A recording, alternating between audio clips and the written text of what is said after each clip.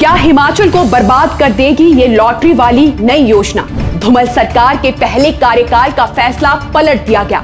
हिमाचल में लौटी लॉटरी, मगर क्या रहा है इसका इतिहास? मैंने माना कि हमारे हिमाचल प्रदेश की आर्थिक हालत इन दिनों काफी चुनौतीपूर्ण दौर से गुजर रही है। कर्ज बढ़ रहा है, स्कीमों में कटौती की जा रही है, युवा भी परेशान है और कर्मचारी भी परेशान है। मगर इसका मतलब ये तो नहीं होता कि सरकार लॉटरी खिलवाने लग जाए। अभी बीते कल ही कैबिनेट में ये फैसला लिया गया है कि अब हिमाचल प्रदेश में 25 साल बाद फिर से सरकारी लॉटरी की वापसी होने जा रही है। सरकार का कहना है कि इससे हर साल करीब 50 से 100 करोड़ रुपए की आमदनी होगी। लेकिन सवाल ये है कि ये आमदनी किस कीमत पर होगी? क्या ये राज्य की वित्तीय सेहत ठीक करने के लिए सही रास्ता है या फिर जनता के विश्वास पर एक और चोट? इसका जवाब तलाशने के लिए थोड़ा पीछे लौटना पड़ेगा। जब साल 1998 में प्रोफेसर प्रेम कुमार धूमल पहली बार हिमाचल के मुख्यमंत्री बने थे, तब उन्होंने अपने पहले ही कार्यकाल में इस सरकारी लॉटरी के सिस्टम को बंद करवा दिया था। वजह थी बढ़ता सामाजिक नुकसान। लोगों के घर बिक रहे थे, कर्ज में डूबे परिवार बिखर रहे थे और कुछ मामलों में लोग अपनी जान तक दे रहे थे। लॉटरी ने कई परिवारों को तोड़ दिया, कई जिंदगियां तबाह कर दी, क्योंकि उस वक्त ये सिर्फ एक टिकट का खेल नहीं था, बल्कि ये किस्मत चमकाने के बहाने बर्बादी की ओर ले जाने वाला रास्ता बन गया था। फिर साल 2004 में वीरभद्र सिंह की सरकार ने मणिपुर और भूटान की लॉटरी टिकटों की बिक्री पर भी रोक लगा दी थी। तब भी तर्क साफ था, हिमाचल के लोग रोज अपना पैसा इन टिकटों में झोंक रहे थे और हर महीने करोड़ों रुपए प्रदेश से बाहर जा रहे थे। यहां तक कि 2014 में जब इसे फिर से शुरू करने की बात उठी, तब भी वीरभद्र सिंह की सरकार पीछे हट गई।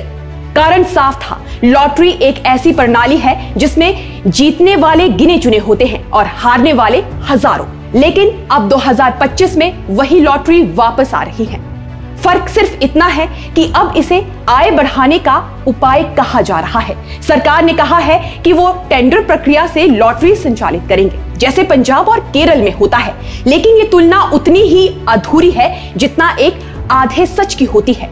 केरल ने भले लॉटरी को अपनाया है, लेकिन वहां के सामाजिक सांस्कृतिक ढांचे में इसे संचालित करने की एक अलग प्रणाली है। वहां ये एक सामाजिक कल्याण योजना से जुड़ी होती है। वहीं हिमाचल में इसका कोई ऐतिहासिक लाभ नहीं रहा है, उल्टा ये आर्थिक गिरावट और सामाजिक तंगी का कारण बनी है। अब सवाल है, अगर प्रदेश में 100 करोड़ की आय लॉटरी से होनी है, तो ये पैसा आखिर आएगा कहां से? इसका सीधा जवाब है जनता के जेब से। यानी एक आर्थिक संकट से जूझती सरकार अपनी आर्थिक जरूरतें पूरी करने के लिए एक और संकट जनता पर थोप रही है। एक आम आदमी जो पहले ही महंगाई, बेरोजगारी और टूटती योजनाओं से जूझ रहा है, अब उनके लिए किस्मत के नाम पर जुआ खेलने का विकल्प खोला जा रहा है।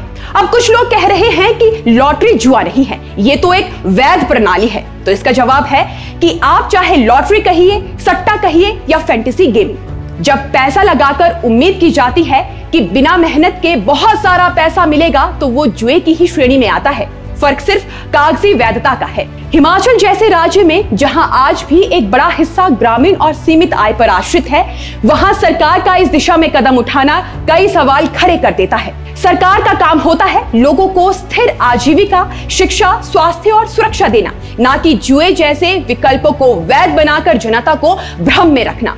अगर सरकार को पैसा चाहिए तो क्या इस राज्य में टैक्स सिस्टम ठीक से लागू है? क्या खनन, शराब, टूरिज्म या जमीन घोटालों पर नियंत्रण है? क्या हर विभाग में पारदर्शिता है? इन सवालों पर काम करने के बजाय सरकार उस राह पर चल रही है जिससे उसने खुद 25 साल पहले हटने का फैसला लिया था। विपक्ष के नेता जयराम ठाकुर ने इस फैसले की आलोचना करते हुए कहा कि सरकार लोगों की जमा पूंजी पर हाथ डाल रही है और ये बात पूरी तरह गलत नहीं है, क्योंकि लॉटरी कभी भी आर्थिक स्थिरता का उपाय नहीं बन सकती। ये केवल एक अस्थायी राजस्व स्रोत है जिसकी कीमत अंत में जनता को ही चुकानी पड़ती है। और फिर ये भी कोई छुपी बात नहीं है कि लॉटरी जैसे सिस्टम में पारदर्शिता की कमी हमेशा बनी रहती है। टिकट कौन छापेगा, कौन डिस्ट्रीब्यूशन करेगा, कैसे रिजल्ट निकलेगा और कैसे लाखों करोड़ों की राशि बिना जवाबदेही के इधर से उधर होगी, ये सब सवाल हमेशा अनउत्तरित रह जाते हैं। बाकी जमाने की तरफ से ये तर्क दिया जा रहा है कि लोग तो ड्रीम 11, MPL, शेयर बाजार और क्रिप्टो में भी पैसा लगा रहे हैं, तो फिर लॉटरी क्यों नहीं? इसका जवाब भी उतना ही स्पष्ट है। ड्रीम 11 और शेयर बाजार भी आज समस्या बन चुके हैं। एक नई पीढ़ी अपने कामकाज, पढ़ाई और करियर की बजाय दिन भर टिप्स और फैंटेसी में फंसी हुई है। कुल मिलाकर कहें तो बात बस इतनी सी है कि आर्थिक सुधार के नाम पर सामाजिक गिरावट का रास्ता अपनाना किसी भी प्रदेश के भविष्य के लिए अच्छा नहीं हो सकता।